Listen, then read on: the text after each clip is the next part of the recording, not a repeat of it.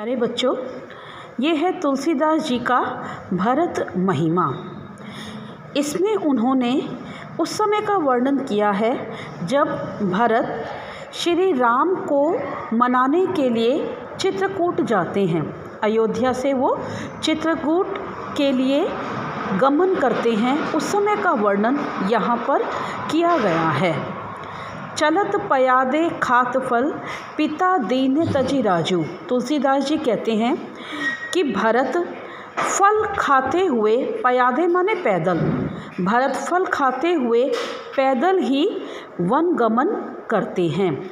पिता दीन तजी राजू, पिता ने उनको जो राज दिया उसको वो त्याग करके, तजी माने त्यागना, त्याग करके वन गमन करते हैं, वन की ओर जाते हैं। जात मनावन रघुबर ही भरित सरिस को आजू। भरत रामचंद्र जी को मनाने के लिए, चित्रकूट से वापस अयोध्या लाने के लिए, रामचंद्र जी को मनाने के लिए वनगमन करते हैं। भरित सरिस को आजू, तो भरत के समान, सरिस माने समान, और यहाँ पर अलंकार आ रहा है उपमा अलंकार। तो भरत के समान कोई और भाई इस संसार में देखने के लिए नहीं मिल सकता। अर्थात भरत पिता द्वारा दिए हुए राजकाज को छोड़ करके राम को मनाने के लिए जा रहे हैं, तो भरत के समान कोई अन्य भाई संसार में कोई हो ही नहीं सकता। यहाँ पर जो ये दोहा है और इसके बाद यहाँ पर ये चौपाई शुरू हो रही है। भाषा अवधि भाषा है, रस यहाँ पर शांत रस है। भायप भक्ति भरत आचरणु, भा भा की आवृत्ति हो रही है, तो यहाँ पर अनुप्रास अलंकार आ रहा है। भायप भक्ति भरत आचरणु, कहत सुनत दुख दूषण हरनु।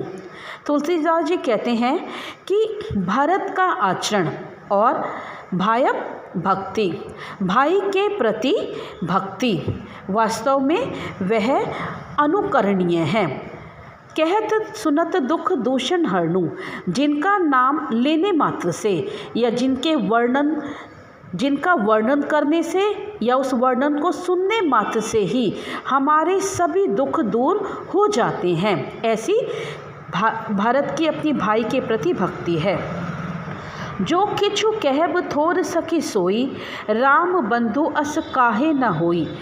जब वो मार्ग में आगे बढ़ रहे थे तो उनको वन में जाते समय अनेक स्त्रियां दिखाई देती हैं। वो स्त्रियां उनको देख कर के बातें करती हैं। जो किछु कहत थोर सखी होई, हे सखी, इनके विषय में, भरत के विषय में जो कुछ भी कहा जाए वह थोड़ा है। राम बंधु अस काहे न होई, तो राम का जो बंधु है वह भरत के अतिरिक्त और कोई नहीं हो सकता। हम सब सानुज भरती देखे, सानुज माने से प्लस अनुज, अनुज माने छोटे भाई के लिए आता है, और भरत शत्रुघ्न के साथ वन में जा रहे हैं, तो वो स्त्रियाँ उनको देख करके कहती हैं कि हम भरत को अपने छोटे भाई शत्रुघ्न के साथ सब देख रहे हैं। भई धन्य जुबती जन लेखे, तो हम जो युवतियां हैं वो सब इन दोनों भाइयों को देख करके धन्य हो गई हैं। सुनी गुनी देखी दशा पछतानी, केकई जननी जोगू सुत नाही।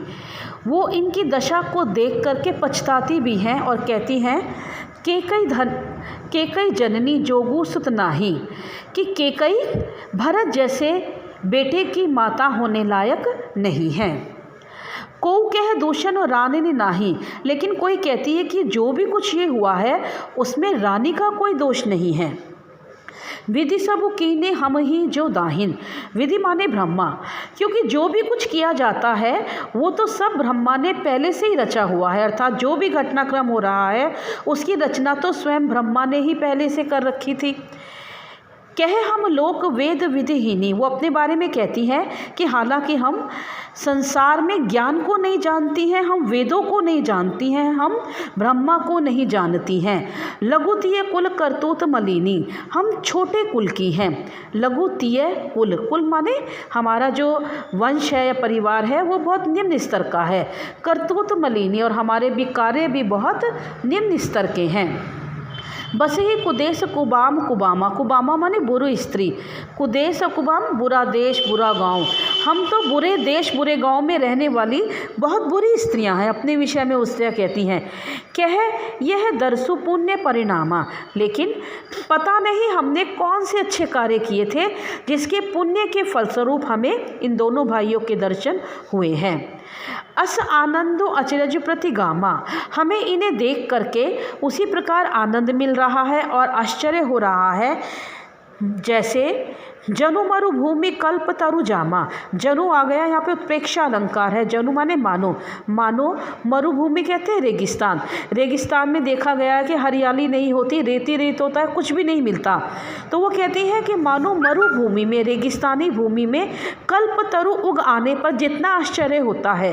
कल्प तरु हालांकि कोई होता नहीं, लेकिन कवियों की कल्पना रही है कि कोई वृक्ष होता है कल्पतरु जो हमारी सभी कामनाओं की पूर्ति करता है।